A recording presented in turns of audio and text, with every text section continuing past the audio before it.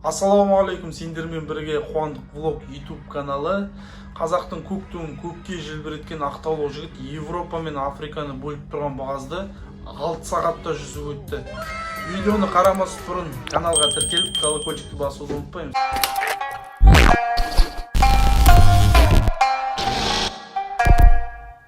Ақтау қаласының тұрғыны Құрал Жолман 30 қыркүйекте жүзу жарысына қатысып, Испаниядан Мароккоға дейін 16-та 7 шақырымды сусыз киіммен жүзіп өтті.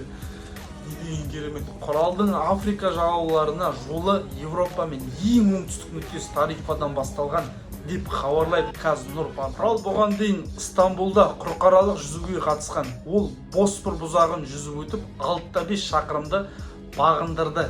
Каспий теңізінде Гибралтар бұғазы арқылы жүзуге дайындалды.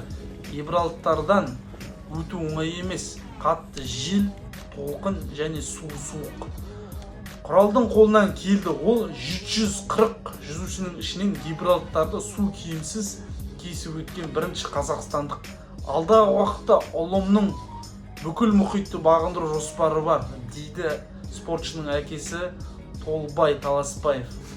Тағы орайда кететін жай, Гибралтар бұғазы Атлант мұхитының жерорта теңізімен байланыстыратын Европа және Африка құрлығы арасындағы бұғаз. Тарифадан Пунта Серескеге дейін ең қысқа қашықтық 14-те 4 шақырымды құрайды екен. Бірақ ағыстың қатты болу салдарынан жүзушілер 5 сағат 38 минутта 16-та 22 шақырым қашықтықты бағындырған. Не деген керемет. Егер де видео ұнаса, каналға тіркеліп колокольчикті басуды ұмытпаңыз.